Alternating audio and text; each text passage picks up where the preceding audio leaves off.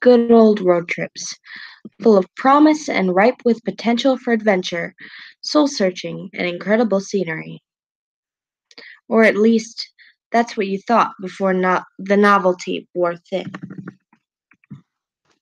As of now, your legs are cramping up, you're exhausted your travel playlist 2 times over, and your stomach is begging for something to eat.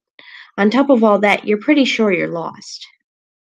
Driving through Oregon paints a picture of trees, trees, and more trees, especially on the endless winding roads that you're taking up north.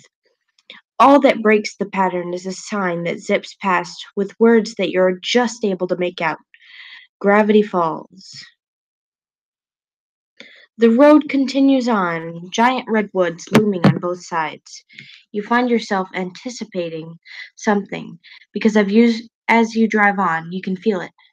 Something strange is bound to happen here. Something weird.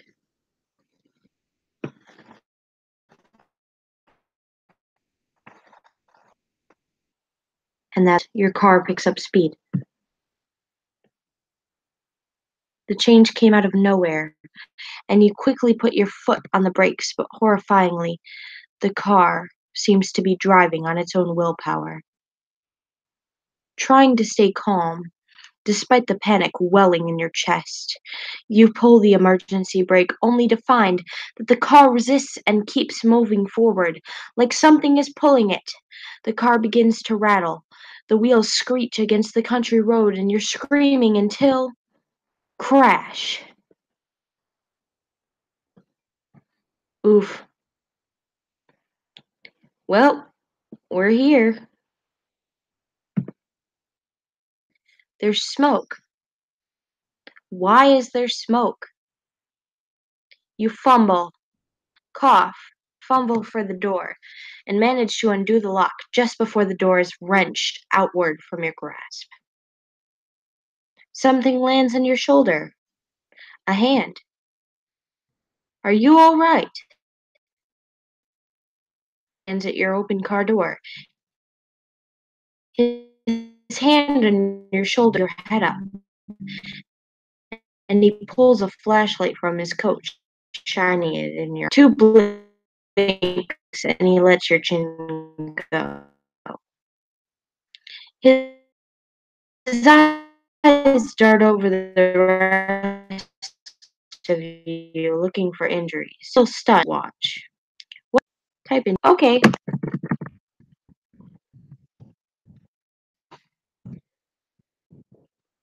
I'm a girl. I'm Stanford Pines. Ford for short. I would shake your hand, but you look shaken up enough as it is. You seem fine as far as I can tell, but you shouldn't head out back out there anytime soon. Where on earth were you driving in such a hurry? You open your mouth to explain when a voice calls from inside the house. Poindexter, this better not be one of your experiments again. I've had this place rebuilt too many times to. Ugh. The owner of the voice walks out of the house and stops slack jawed at the sight of your car and the side of your guessing his house.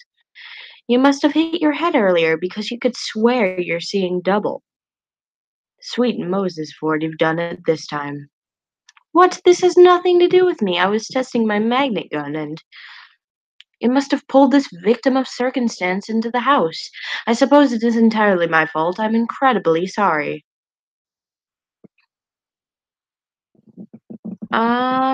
Let's reassure ourselves. I can't believe this. My car. What's going on? Who are these men? Why did this have to happen to you? Everything's going to be fine. I'm gonna get through this. Hey, look, it's fine, all right. Sure, there's a dent in the hood from the shack's signage, and a crack in the windshield that looks like an ominous triangle, but I'm sure she'll still run. You try to start up the car. It sputters, but ultimately nothing happens. You feel like crying. Oh. Well, let's call a tow truck for this unfortunate soul here and forget. I'll take care of it. You're right, it is cheaper to tow it yourself. Sixer, get that magnet gun out again. No, Stanley. I'm going to fix this. What? Ha! You fixed this mess? I figured out a few alien vehicles in my time. Nah, you kidding me? It takes some sort of miracle worker to bring this baby back to life, and this miracle worker is on vacation. Stanley, a moment. Ford and Stanley turn away, and you're left to your thoughts. Who could anticipate a car accident like this in the middle of a road trip? You can take care of the car, but how are you going to get home? They run buses out here, right? So you could take a bus out of here and then. Ford clears his throat, shifting a little awkwardly in place. Seems like they've finished their talk. So there are a few options. My brother Stanley could drive you out to town to find a place to stay for the night, or you could stay the night here. We have some maps and information you can look at in the gift shop, and in the morning we can help you with your car. What do you say? Just as you're about to answer, another high pitched voice comes from inside the house. Grunkle Stan, picture this, a whole week of oh my gosh! The girl that runs out of the house comes to a halt in the sight of your car. Oh, great. Grunkle Ford, why is it that everyone automatically thinks I'm at fault? Well, this time it is my fault. Oh, that's Ford.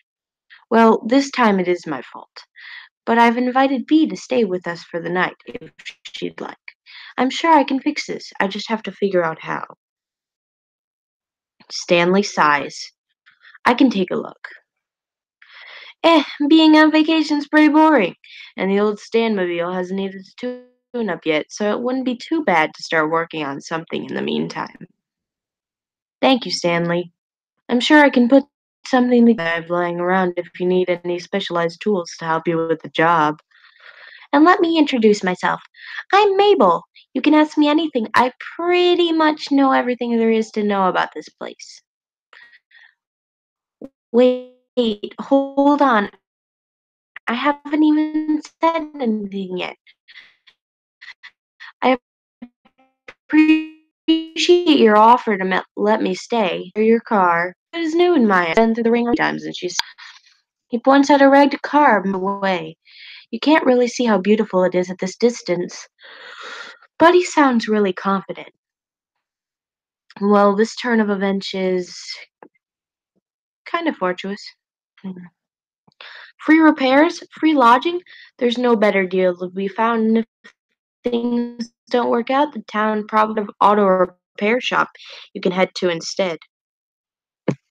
Well, I thanks for the help. And my apologies again. What an embarrassment. I must have made such an elementary mistake.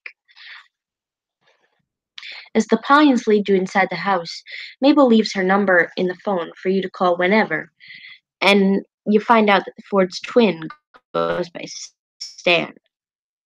It's the house, but just outside the door is the Mystery Shack. Hey, you ever been in the Mystery Shack before? I wanted to, actually. I saw a bumper sticker while I was on the road and got curious. You're interrupted by a loud, triumphant "Ha!" Those bumper stickers were a good investment, and Sixter says they're too plain and graphically simplistic, and don't even have an Stanley. How is anyone supposed to attract customers? Sixer, did you hear that? Well, they are graphically simplistic. I don't know how she found the place.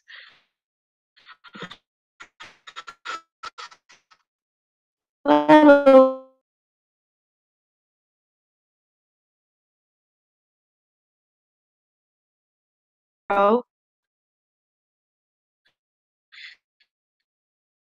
And I'll get to know you questions in today. Out to him. For my boy, I'm surprised I didn't see you run out to the scene of the crime. Crime? What crime? I have an alibi. I swear. Oh, you have someone with you. Hey, I'm not suspicious at all. Oof, what happened?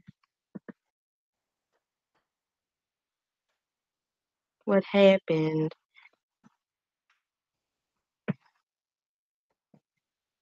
There we go. Did you guys see that car in the side of the shack, though? For a second, I thought the Manitors were back with a grudge. Oh, yes, about that Dipper. Meet B. I've stranded her car here by accident. She's staying here for the time being. Sorry, stranded her car here? You crashed it? Yeah, the S in shack fell on it and everything. And the windows are cracked. Oof. Kaya said hi. One window, the windshield. And B was lucky to make it out alive. She's fine, no injuries. Thankfully, the magnet gun's safe, despite never having been tested in a formal setting. Yeesh, did you not, take safety precautions or anything? Actually, the irony of the situation is that I was trying to install a safety precaution. Hey, hey, if you two are gonna do your nerd talk, I'm gonna get B set up. Mabel, sweetie, why don't you show B around? Let her stay in, the storage room. That's still empty, right? Let me check something real quick.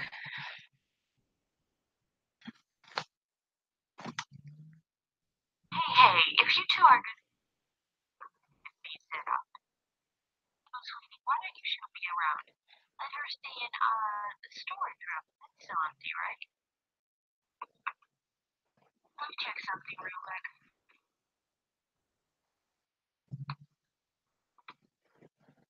Hey, if you two are gonna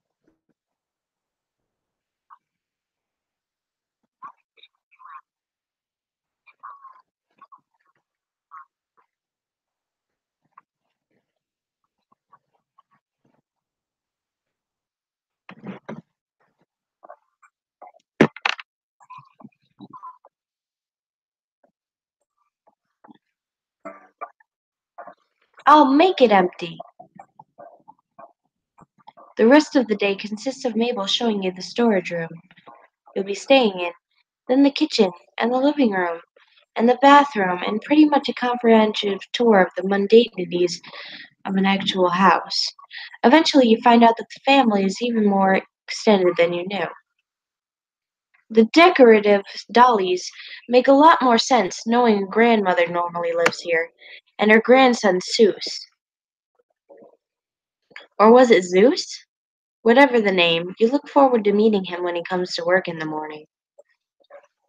When you go up to the attic, Mabel opens the door to reveal Dipper, nose stuck in his book, but you catch him occasionally glancing up at you as he pretends to read. The next member of the family snorts up at you from Mabel's bed, a rotund pink pig, whom Mabel declares as her best friend and partner in crime, Waddles. The two are a perfect match, right down to the chubby cheeks and boopable noses.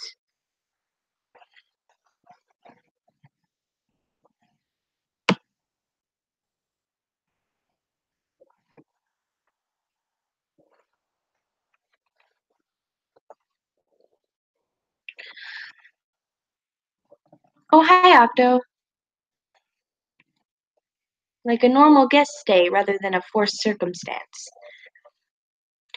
Returning to the storage room Mabel had shown you earlier, you find an air mattress waiting for you and more pillows and sheets than a summer night warrants.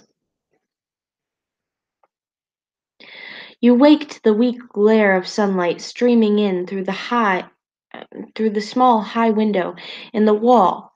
You can't remember your room having this kind of feature, or any hotel or motel room for that matter, and then yesterday comes crashing back to you. You glance at the time to see you've slept into the afternoon. Experiencing the accident yesterday must have left you tired out. Despite having been assured yesterday evening that you were free to do anything in the fridge, you still feel like you're imposing on the Pines family and try preparing as polite a guest breakfast as you can. You wash your dishes in the sink before you leave, and just as you're about to exit the kitchen, you bump into Ford. Your yes from yesterday, of course. For a good solid moment, Ford regards you in awkward silence. Ford clears his throat. I believe Stanley's taking a look at your car outside if you want to be there for it. You give a nod and make to leave this for real this time when Ford speaks up again. And B, I'm sorry again for the accident. If I'd been smarter about, well, let's just say it's entirely my fault, and you shouldn't worry about this at all. When it comes down to it, Stanley does have a knack for cars. I predict you'll be back on the road in a matter of weeks. Weeks. You can't keep the dismay off your face and can't really bring yourself to try to either. What am I going to do with weeks? Ford, who'd been kind of uncomfortable and closed off when your face fell, recovers the prospect of a question he can answer. Well, there's the town to tour, of course, and the mystery shack. But if you ask me, all that pales in comparison to. Hold on, do you hear that? Ford turns to the kitchen doorway to investigate. Sounds like. The sound comes in again, and this time you hear it well. The squeal of a pig, followed by a pair of quick footsteps running down the stairs. Waddles tumbles past the open kitchen doorway, and Mabel comes into view soon after, a few sheets of paper clutched in hand. Ford steps quickly out of to the doorway, getting there just in time to see the apparent tug of war between Mabel and her pig over a saliva-covered sheet of paper. The paper rips, and after nearly toppling backward from her efforts, Mabel recovers, snatching the scrap of ripped paper from Waddle's jaws and lifting both pieces up victoriously. Haha, Mabel wins again. Now I just gotta find Grunkle Ford. Ford, who'd run forward and held a hand out to steady this energetic child when she'd been in danger of toppling over, now finds a number of crumpled sheets of paper shoved into his hands. Mabel tugs urgently at his coat. Grunkle Ford, you have got to help me. Ford kneels down to face Mabel with a serious, though concerned, look. Slow down, Mabel. What's the matter? Dipper found a stack of pages from your old journals, and I walked in and Waddles ran up and started eating one, and he must have been chewing on it to warn me, Grunkleford, 'cause look. Mabel Mabel takes the ripped halves of paper back from Ford's hand and joins them together, holding it up for Ford to see. I see, and you took it as a warning? Yes, it says here that it eats small dogs, and Waddles is a small pig, but he sort of looks like a dog from far away, and Waddles must have feared for his life. Sorry. Waddles seems to second this notion with a snort, or not, as it seems the pig is lounging adorably a short distance away in the hallway. You can't imagine what this dangerous predator could be. Some kind of wolf? Something bigger? You're suddenly not so keen on staying anymore. Remember the pterodactyl I told you about? Waddles was so scared that time I can't let him leave my side. Pterodactyl? You suppose pigs are allowed in museums around here? How about I finish that repellent I never got around to completing? That'll keep Waddles safe from harm. Mabel flops down on the floor in relief. You are an actual lifesaver. Waddles, you have nothing to fear. Ford chuckles, lifting himself out of the kneel and go get my recipe. Ford turns to leave, and you suddenly remember that with nothing better to do for the weeks you're going to be here, it wouldn't hurt to get to know Ford. He seems to know what there is to do around town anyway, and what you'll need. That you guys to say something right here. We're definitely going down the Ford route off camera. It's really bad. Oh, thanks, Sam.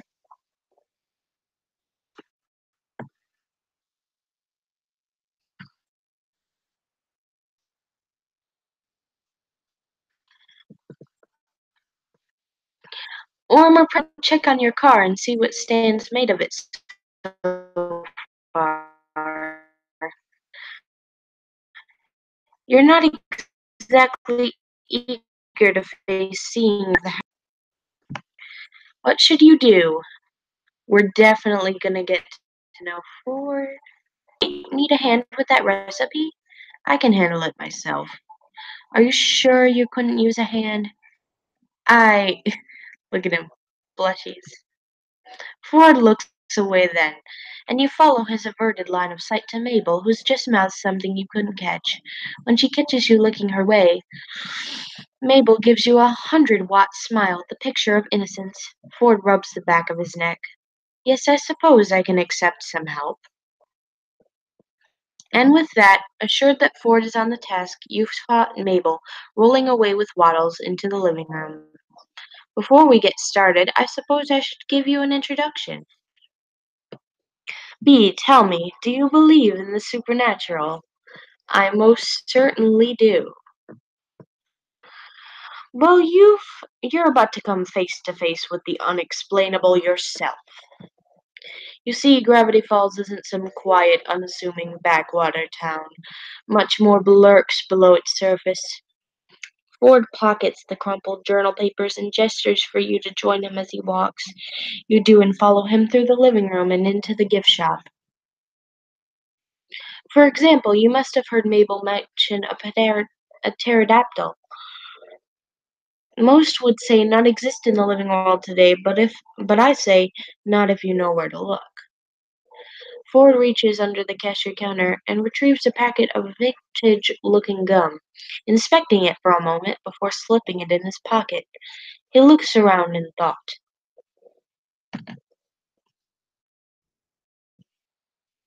Hmm, hold on to my explanation from the moment. I need to retrieve some more supplies. Ford ushers you out the gift shop entrance so that you find yourself on the outside of the shack, then shuts the door behind you. Okay, try and peer through the window. Respect the man's privacy.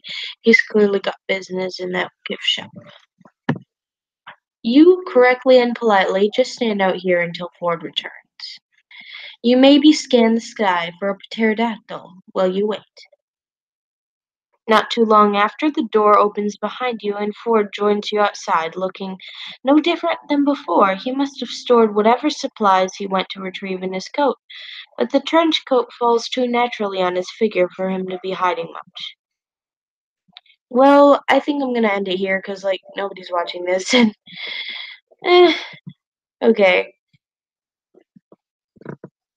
Yep. And boom. Yep, let's quit. Alright, see you guys later. Bye.